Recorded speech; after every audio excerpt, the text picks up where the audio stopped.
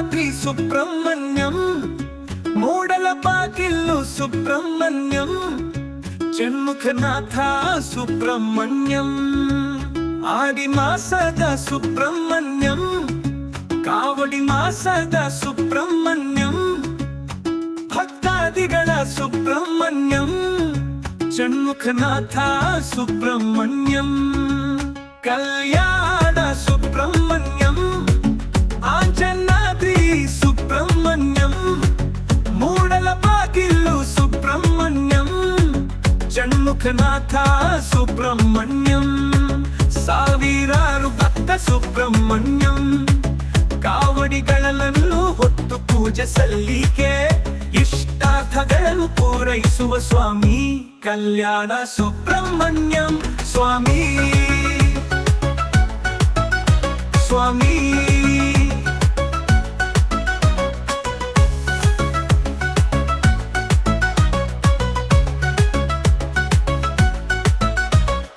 ಕಲ್ಯಾಣ ಸುಬ್ರಹ್ಮಣ್ಯಂ ಆಂಜನಾದ್ರಿ ಸುಬ್ರಹ್ಮಣ್ಯಂ ಮೂಡಲಪಾಗಿಲ್ಲು ಸುಬ್ರಹ್ಮಣ್ಯಂ ಷಣ್ಮುಖನಾಥ ಸುಬ್ರಹ್ಮಣ್ಯಂ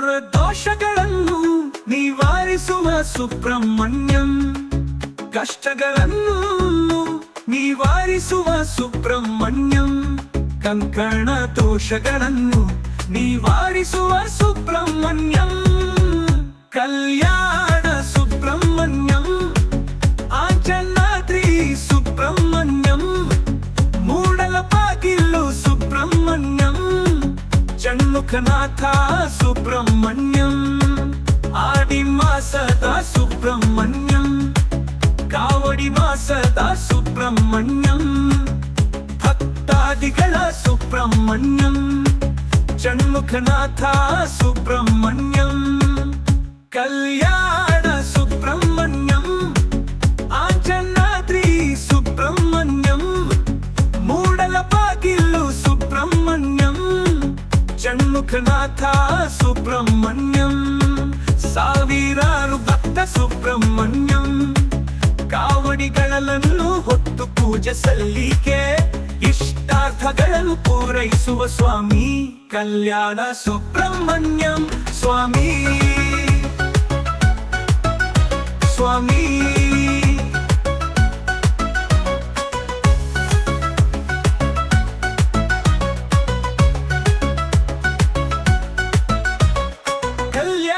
ಸುಬ್ರಹ್ಮಣ್ಯಂ ಆಂಜನಾದ್ರಿ ಸುಬ್ರಹ್ಮಣ್ಯಂ ಮೂಡಲಪಾಗಿಲ್ಲು ಸುಬ್ರಹ್ಮಣ್ಯಂ ಷಣ್ಮುಖನಾಥ ಸುಬ್ರಹ್ಮಣ್ಯಂ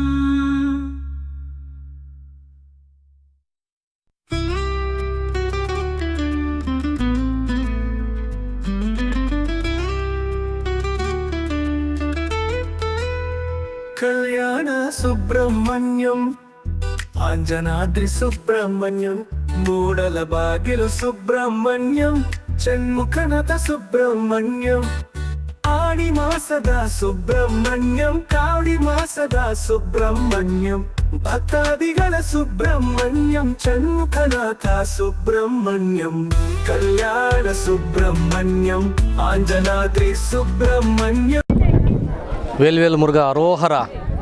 ಇವತ್ತು ಪ್ರಸಿದ್ಧವಾದ ನಮ್ಮ ಮುಳಬಾಗಿಲು ತಾಲೂಕಿನ ಸುಬ್ರಹ್ಮಣ್ಯ ಸ್ವಾಮಿ ದೇವಸ್ಥಾನ ಹತ್ರ ಅಮಾವಾಸ್ಯೆ ಕಳೆದ ಮೇಲೆ ಮೊಟ್ಟ ಮೊದಲನೇ ಬಾರಿಗೆ ಮೊಟ್ಟ ಮೊದಲನೇ ಪೂಜೆ ಇವತ್ತು ನಮ್ಮ ಬೆಟ್ಟದ ಮೇಲೆ ಸುಬ್ರಹ್ಮಣ್ಯ ಸ್ವಾಮಿ ದೇವಸ್ಥಾನ ಹತ್ರ ಕಾವಡಿಗಳಿತ್ತಾಗ ಬರ್ತಾವ್ರೆ ಜನಸಾಗರ. ಅದರಲ್ಲಿ ನಮ್ಮ ಮಗನು 2 ಸಾರಿ ನಲ್ಲಿಪಟ್ಲ ಕೊಂಡ ಮೇಲೆ ಸುಬ್ರಹ್ಮಣ್ಯ ಸ್ವಾಮಿ ದೇವಸ್ಥಾನ ಹತ್ರ ನಾವು ಹರಕೆ ಮಾಡಿದ್ರಿ.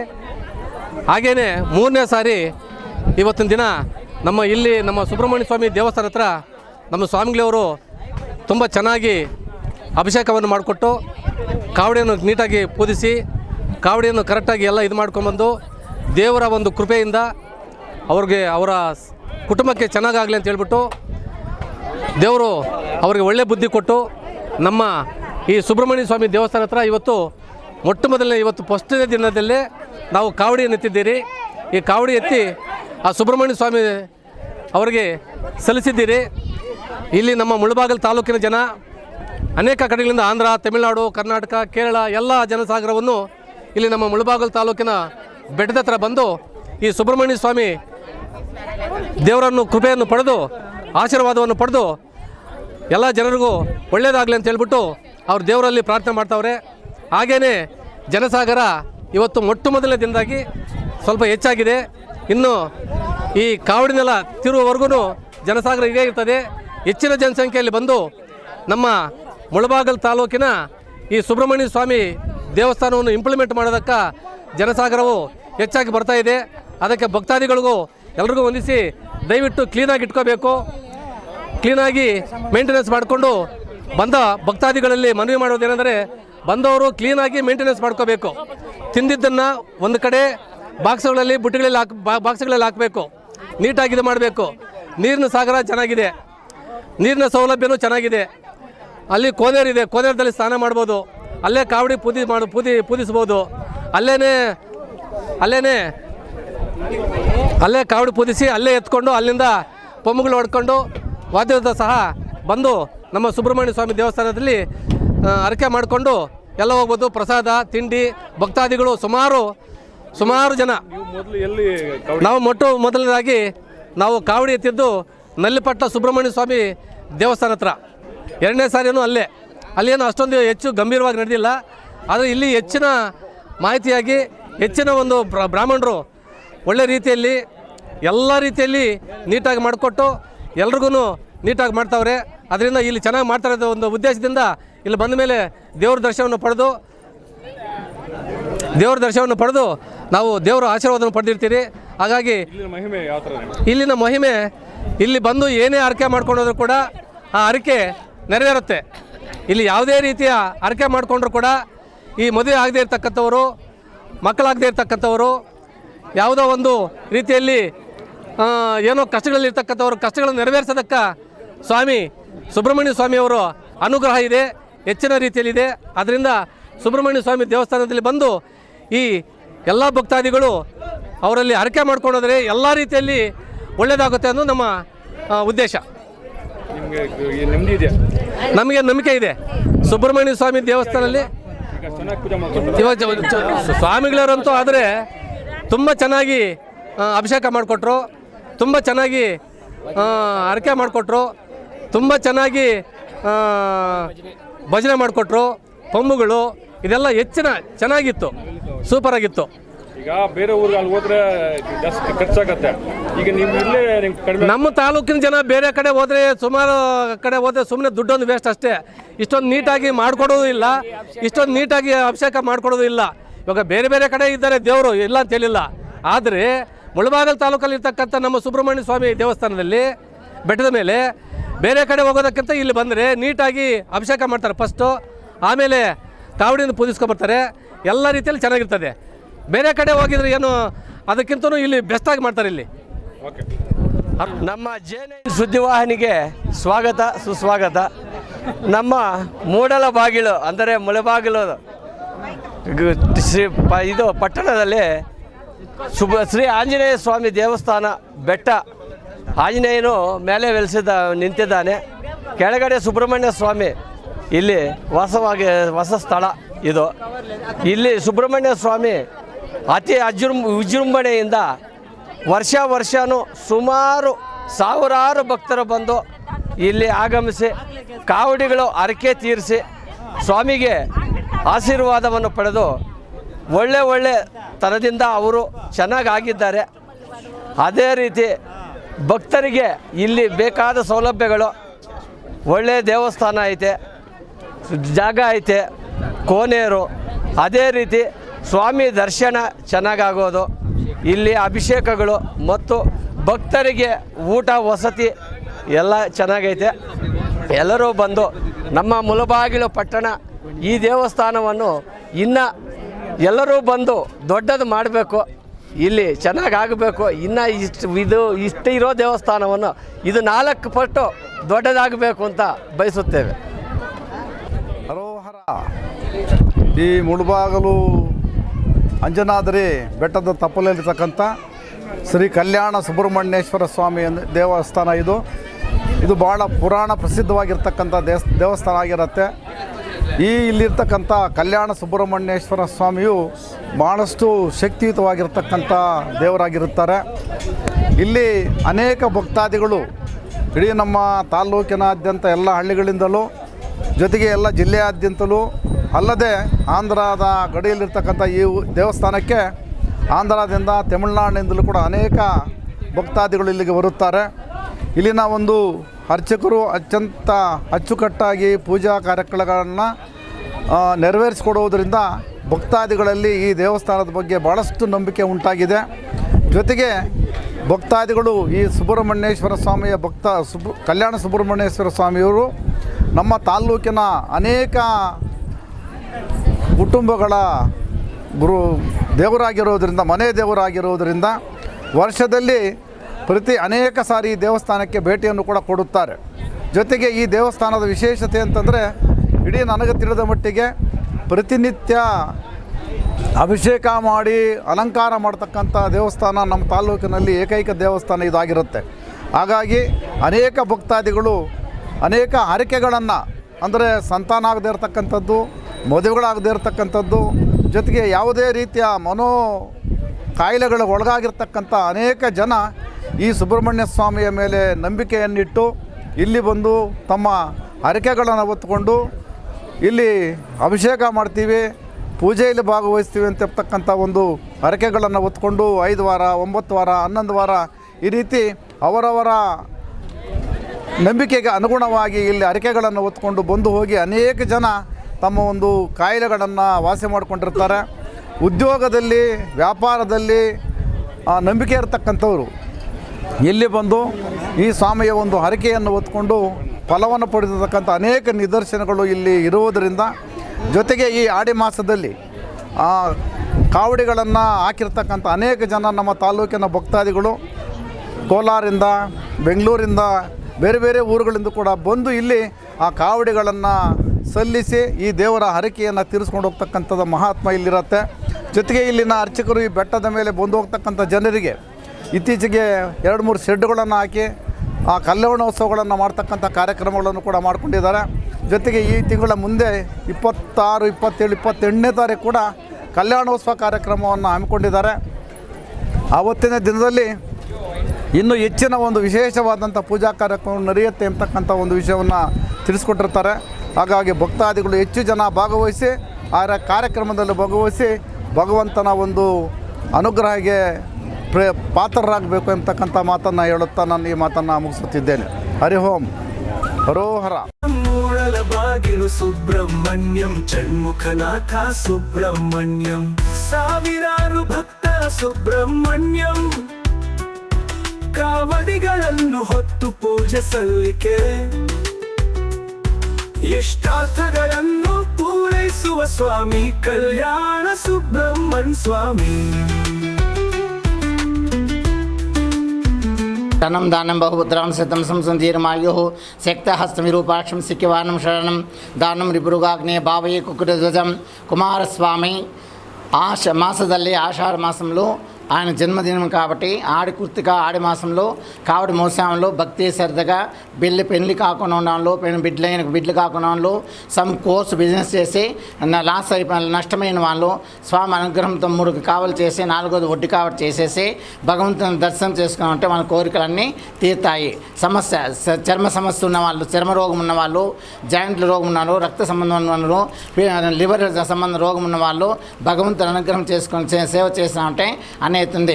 కన్యాచర విమోచనము, సర్పదోష పరిహారము, సంతానకర్త, రుణ విమోచన పరిహారకర్త శ్రీవల్లి దేవసేన సమేత శ్రీ కళ్యాణ సుబ్రహ్మణ్య స్వామి అనుగ్రహంతో ప్రతి వాళ్ళు బాగుండాలని ఉంటారు. కాబట్టి భక్తిగా భగవంతుని అనుగ్రహం పొందాలని కోరుతా ఉన్నాం. కాబట్టి దేవస్థానం భక్తి శ్రద్ధగా భగవంతుని సేవ చేస్తే మనం అనుకున్న పనులు అన్నీ జరుగుతాయి. కాబట్టి సదా సుబ్రహ్మణ్యేశ్వర అనుగ్రహము మనకు కలుగుతుంది.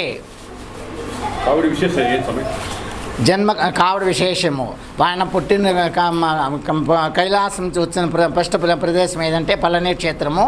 ఆయన కావడి మోసుకొని వచ్చినా కాబట్టి కావడి ప్రియుడు కాబట్టి పుష్ప కావడి, పాల కావడి, పన్నీరు కావడి ఇట్లాది కావడి ప్రియుడు కావడి కావడికి మోసిన చేసినామంటే సేవ చేసినామంటే మనం ఏమనుకున్నా కూడా భగవంతుడు అనుగ్రహించి మన కోరికలన్నీ నెరవేరుతాయి. కాబట్టి భక్తి శ్రద్ధగా అలంగా భగవంతునిలో అందరూ భగవంతునిపైకి సుబ్రహ్మణ్యేశ్వరులు నమస్కార ప్రియుడు మనస్ఫూర్తిగా నమస్కారం ఇస్తామంటే మన కోరికలు అన్నీ తీరుతాయి. కాబట్టి భగవంతుని సదా ధ్యానం చేయండి. సదా కావడి చేసుకుని కావడి భజన చేసుకున్నామంటే కావడి భజన చేసినామంటే భక్తిగా ఒళ్ళు చేరుతాడు. సూలం నుంచి 12 అడుగుల వేలు నుంచి అన్నీ మనం వేసుకోవచ్చు. తేరు అవన్నీ ఈడ్చుకొని రావచ్చు. భగవంతుడు మనలో ఉంటాడు కాబట్టి మనకి ఏ విధమైన తొందరలు ఉండదు, మనకేం బాధలు తెలియదు. కాబట్టి భగవంతుని సేవ చేసినామంటే భగవంతుడు మనలో చేరుతాడు. మనం ఏం పనులు కావాలో మనం చేసుకోవచ్చు. భగవంతుని అనుగ్రహం ఉంది కాబట్టి తేరు ఈడ్చినాను వేలు వేసుకున్నా కూడాను కావడి ఎత్తుకొని వచ్చినా కూడా మనకి ఏ విధమైన తొందర రాదు. కాబట్టి భగవంతుని శ్రద్ధాభక్తిగా ప్రపంచంలో దేవతల్లో మహాశక్తి సంపన్నులు అమ్మవారు సుబ్రహ్మణ్యేశ్వరులు వీళ్ళిద్దరిదే కావడం చేస్తారు కాబట్టి చేస్తారు. కాబట్టి భక్తి శ్రద్ధగా నమ్మితం అంటే నమస్కార ప్రియుడు సుబ్రహ్మణ్యేశ్వరులు. కాబట్టి సుబ్రహ్మణ్యేశ్వర అనుగ్రహము సదా అందరికీ బాగుంటుంది. సంస్థానం అన్ని వృద్ధేత వస్తుంది. వాళ్ళ సంసారంలో ఉన్న రుణ రోగాలన్నీ పరిహారమవుతుంది. బాధలన్నీ శ్రమలన్నీ పరిహారమవుతాయి. బిడ్డా బాబుకు ఉద్యోగాలు పెళ్లి దేవర అన్ని సంతానం కలిగేదానికి కారకుడు ఎవరు అంటే సుబ్రహ్మణ్యేశ్వరులే. కాబట్టి వాని అనుగ్రహం సదా మీకు ఉండాలని నేను కోరుతూ ఉన్నాను. ಸ್ವಾಮಿ ಇಲ್ಲಿ ಪ್ರತಿ ವರ್ಷ ಅಭಿವೃದ್ಧಿ ಆಗ್ತಾ ಇದೆ, ಅದರ ಗುಟ್ಟೇನು? ప్రపంచದಲ್ಲಿ సుబ్రహ్మణ్యేశ్వర సాన మడుగు ఆచారం ఉన్నవాడు, శ్రద్ధాభక్తి ఉన్నవాడు. ఈయన దగ్గరికి నమ్మకంతో ఏ వృత్తి ఏం చేసినా కూడాను మనకు పరిపూర్ణమైన అనుగ్రహం ఏర్పడుతుంది. కాబట్టి మన కోరికలన్నీ నెరవేరుతా వస్తాయి. కాబట్టి భక్తి శ్రద్ధతో వీళ్ళు చేసుకోవాలా. సాన మడుగు ప్రియుడు, ఆచార ప్రియుడు, సంపన్న ప్రియుడు, ధనకారకుడు, భూమిలోని నిక్షేపాలకు మూలకారకుడు. ఆయన సర్పాకారము సర్పదోషం ఉన్న వారికి వీళ్ళ అనుగ్రహం చేసుకున్నామంటే సర్పదోషం పరిహారం అవుతుంది. సత్సంతానం అన్ని విధానం జరుగుతుంది. ఆరోగ్యము సుఖశాంతులు అన్నీ కలిగి చేస్తాడు. నమస్కార ప్రియుడుగా నమస్కారం పరిపూర్ణంగా నమస్కారం వేసుకోండి. ఏ దేవస్థాన సుబ్రహ్మణ్య స్వామి అనుగ్రహం మనకు ఉంది అంటే అందరూ కూడా మనం సుఖ సంతోషాలతో శాశ్వతంగా అనుగ్రహంతో మనం ఆనందంగా ఉండవచ్చని నేను కోరుతా ఉన్నాను. ఇక్కడ ప్రతి ఏడాది అంతే అంతే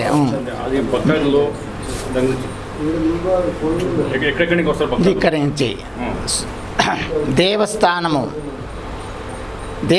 వృద్ధి అవుతా ఉందంటే జ్యోతిష్యం నుంచి దేవస్థానం వృద్ధి అవుతూ ఉంది.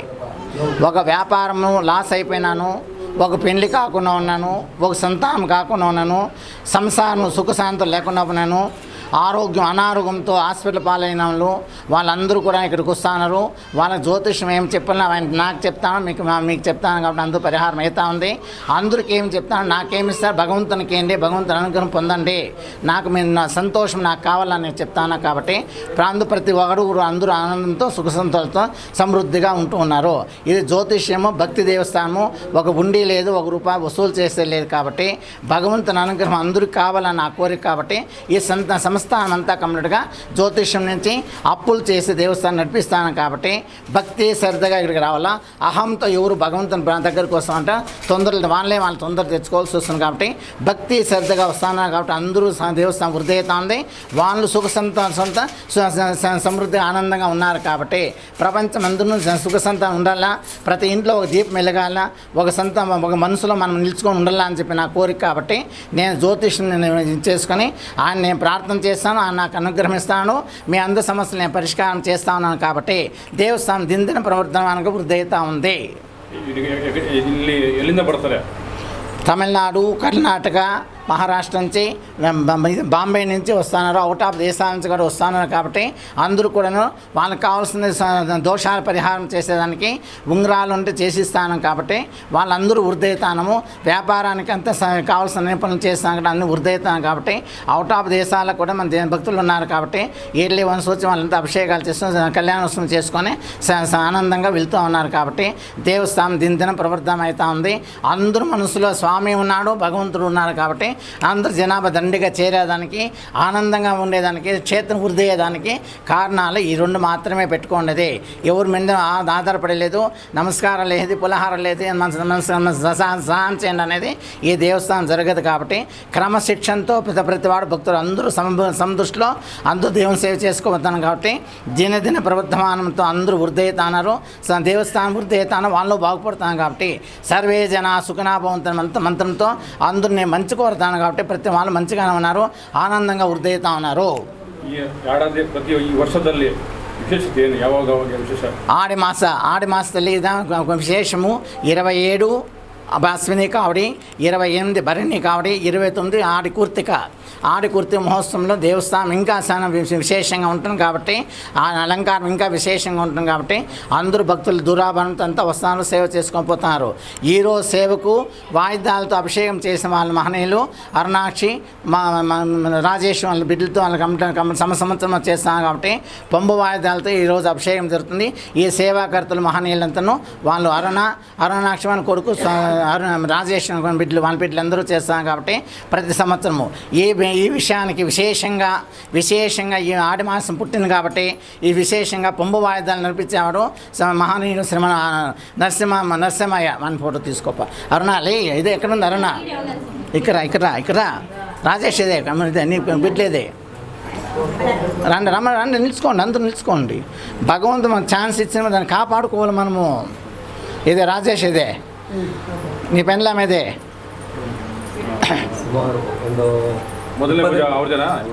ఈరోజు ప్రతి ఆడి కుర్తి సంవత్సరము వాళ్ళు సేవ చేసాము వాళ్ళే. కాబట్టి వచ్చేసాను దగ్గరికి. సేవ చేసే మహనీయులు వాళ్ళే. కాబట్టి 40 సంవత్సరాల నుంచి వాళ్ళే చేస్తారు. అది 5 మంది 6 మందితో కాబట్టి వృద్ధి అనేది వీళ్ళతో జనాభా చేస్తున్నారు. అందరికీ ప్రసాద వినియోగము ఆ మహనీయులే చేస్తాం. కాబట్టి సేవకర్తలు వాళ్ళే మహనీయులు. కాబట్టి భగవంతుని అనుగ్రహం వాళ్ళకి ఎప్పుడు ఉండాలని, బిడ్డాభర్త సమృద్ధిగా ఉండాలని, వ్యాపారం ధనలక్ష్మి అనుగ్రహంతో సకల ఆరోగ్యంతో సకల ఐశ్వర్యంతో వృద్ధి కావాలని మనస్ఫూర్తిగా ఆశీర్వాదం చేస్తూ ఉన్నాను. ಕಾವಡಿ ಎತ್ತಬೇಕಂದ್ರೆ ಇಲ್ಲಿ ಎಲ್ಲ ಸೌಕರ್ಯ ಇದೆಯಾ? ಎಲ್ಲ ಸೌಕರ್ಯ, ಪ್ರತಿಯೊಂದು ಸೌಕರ್ಯನೂ ಇಲ್ಲೇ ಇದೆ. కళ్యాణి స్నానం చేసే కళ్యాణం ఉంది.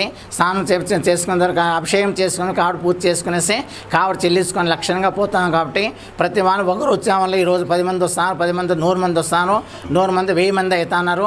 4-5 వేలు కావలి చెల్లుతూ ఉన్నాయి. కాబట్టి ప్రతి వాళ్ళు ఆనందంగా వాళ్ళ సమస్యలను పరిష్కారం అవుతున్నాయి.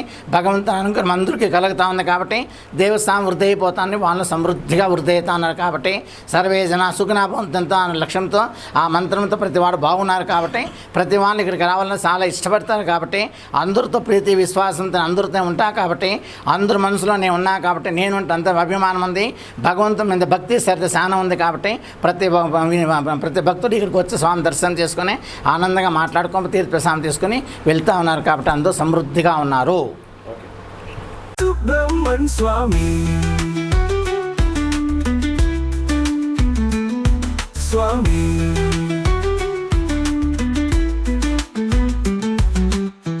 కళ్యాణ సుబ్రహ్మణ్యం, ఆంజనాద్రి సుబ్రహ్మణ్యం, మూడల బాగిలు సుబ్రహ్మణ్యం, షణ్ముఖనాథ సుబ్రహ్మణ్యం.